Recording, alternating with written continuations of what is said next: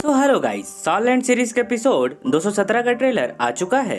तो मेरा नाम है सैम और इस वीडियो में हम एपिसोड 217 के ट्रेलर को डिटेल में एक्सप्लेन करेंगे।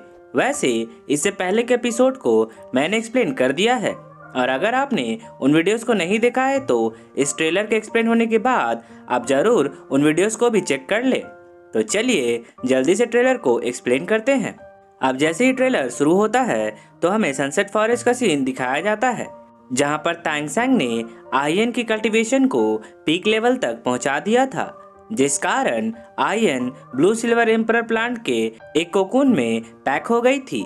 जैसे एक तितली अपने आप को पूरी तरह से विकसित करने के लिए पहले अपने कोकून में खुद को कैद कर लेती है, उसी तरह आयन ने भी अपने ब्लू सिल्वर एम्परर प्लांट में खुद को कैद कर लिया था। ये प्रोसेस बिल्कुल तांगसेंग के फिफ्थ सोल रिंग मिलने और नए लुक्स के ट्रांसफॉर्मेशन के जैसा था।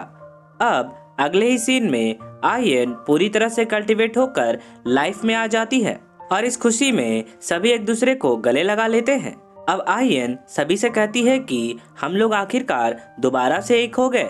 इसके बाद आयन तांगहाओ और तांगसेंग से प्रॉमिस करती है कि इस बार वो दोबारा उन्हें छोड़कर नहीं जाएगी। इसके बाद सीन चेंज होता है और हमें एंजल टेम्पल का सीन दिखाया जाता है, जहां पर क्यान दाओलियो क्यान रेंजू को बताता है कि इंसान की ख्वाहिशें कभी खत्म नहीं होती है और बुराई का कभी अंत नहीं होता है। गाइस, इस सीन को देखकर मुझे ऐसा लगता है कि क्यान रेंजू का एक ट्रायल स्टार्ट हो चुका है, जो कि शायद इंसान के 6 डिजायर यानी कि ख्वाहिशों को लेकर होने वाला है और क्यान रेंजू को इन ट्रायल्स को कंप्लीट करने के लिए लोगों के बीच जाकर इन डिजायर्स पे काबू पाना होगा। इसलिए शायद क्यान रेंजू एंजल टेम्पल छोड़कर बाहर निकली है और लोगों से एक आम इंसान की तरह मेलजोल बना रही है ताकि वो उन सारे डिजायर्स को काबू करना सीख जाए। लेकिन इसी बीच सिटी में घूमते घूमते उसे बुली देख लेता है और फिर उसे फ्लर्ट करने लगता है। इस सीन में बुली क्यान रेंजू की एक्सट्रीम ब्यूटी को देखकर कहता है कि हसीना, क्या तुम मेरे साथ एक ड्रिंक लेना चाहोगी? ऐसा कहकर अब बुली उसे रेड रोज देकर पटाने की कोशिश करता है। शुरू में क्यान रेंजू उसे इग्नोर करती है, पर जब बुली उसे ज्यादा परेशान करने लगता है तो क्यान रेंजू अपना आपा खो देती है और फिर अपने मार्शल सोल 6 विंग सेराफिम को रिलीज कर देती है। इसके बाद वो अपने एंजेलिक रॉड को बुली के गर्दन पर सटा देती है। अब अचानक एक खूबसूरत हसीना को एक पावरफुल ग्रैंड सोलन मास्टर में बदलता देखकर बुली की हालत खराब हो जाती है और वो क्यान रेंजू से माफी मांगने लगता है।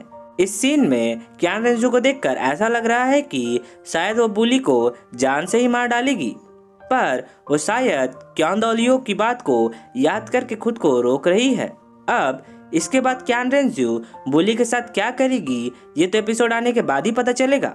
अब अगले सीन में हमें हाओतियान ट्राइब दिखाया जाता है, जहां पे तांगसेंग अपने मॉम डैड और शावू को लेकर पहुंच चुका था, लेकिन हाओतियान ट्राइब के बाकी 5 एल्डर्स अपने डिसाइपल्स के साथ तांगहाओ को अंदर आने से रोक रहे थे। इसके बाद 7th एल्डर तांगहाओ से कहता है कि तुम्हारी वजह से ही हमारा सेक्ट इतनी दूर पिछड़ गया है और इसके बावजूद भी तुम हमारे सेक्ट में आकर हमसे नजरें मिला रहे हो। तांगहाओ, तुम मेरे बेटे की मौत के कर्जदार हो। तुम्हारी वजह से ही मेरे बेटे की जान गई है, इसलिए मैं तुमसे उसकी मौत का बदला लेना चाहता हूँ। गाइस, यहाँ पर 7th एल्डर इसलिए इतना फड़फड़ा रहा था क्योंकि वो जानता था कि तांगहाओ ने अपने एक हाथ और एक पैर को काट कर अलग कर दिया है, जिस वजह से तांगहाओ एक ग्रैंड सोलन मास्टर होकर भी लेवल 79 के पावर को क्रॉस नहीं कर सकता है और इतने कम सोल पावर के साथ शायद तांगहाओ उसे लड़ भी नहीं पाएगा। इसी वजह से 7th एल्डर तांगहाओ को चैलेंज करने लगता है, पर तांगहाओ को तांगसेंग ने कसम दे रखा था कि वे कभी भी अपने से ज्यादा पावरफुल सोल मास्टर से फाइट नहीं करेंगे। इसलिए तांगहाओ उसे कसम को याद रखते हुए और हाओतियान ट्राइब के मर्यादा को बनाते हुए 7th एल्डर से फाइट नहीं करते हैं।